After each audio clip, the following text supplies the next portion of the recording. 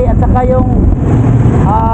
yung mga Bible trivia boss, mga Bible trivia habang sumasakay tinatanong ko rin yung yung mga sumasakay sa akin ba, kasi di ba lahat ng tao ngayon halos busy na boss, wala na sa hindi na makapagbasa ng Bible, di ba?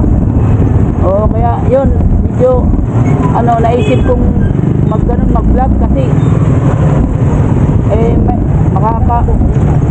bago pa lang ako boss, 5K pa lang yung followers ko. Oo, 5K, pero okay lang, tuloy-tuloy lang. At saka hindi naman ako umaasa na kikita. Ang importante yung makaano tayo ng Panginoon, yung kasi bigasin natin to boss di ba boss? Mas maganda talaga unahin talaga ang Panginoon boss, lalo na ngayong panahon na yun. Tingnan mo yung ibang bansa nagbira na, baga ang Panginoon malapit na ba, no boss, no?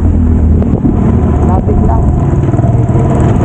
bira na kasi yung mga sinasabi ng Bible natutupad na yung mga hula dyan na alam mo boss, nalulungkot talaga ako na marami akong tinatanong boss na sumasakay kasi hindi nasasagot. Simple lang boss, simple lang talaga yung tanong.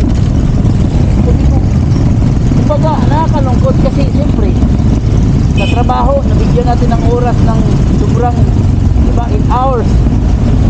Kahit ngayon mas madali ngayon ang panahon kung gusto talaga, di ba boss? Kahit sa internet cellphone andyan na. Makikita mo na agad kaya wala tayong talaga, kumbaga wala nang reason na hindi na.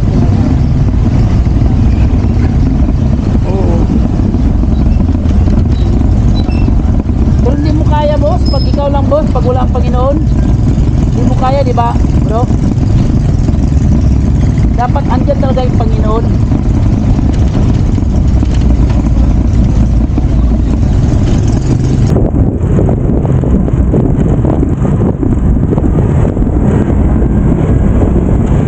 Para sa akin, para ka natatag boss, natatag. Kasi ang Panginoon din, hindi naman yan i-allow na hindi mo kaya, kasi alam ng Panginoon kung hanggang saan lang tayo, di ba? Kumbaga i-allow niya yung pagsubok, ibig sabihin kaya natin. Ano lang yun. Dito andyan ka sumasakay? Sige boss, ingat boss, ingat. Hindi na kita mag-free na lang, no? Kasi nag-free na tayo, ito na lang mag-free doon kasi alam ko nagmamadalit ka boss, salamat, thank you, ingat. Opo, ingat. Sige bro. Papa Johnny.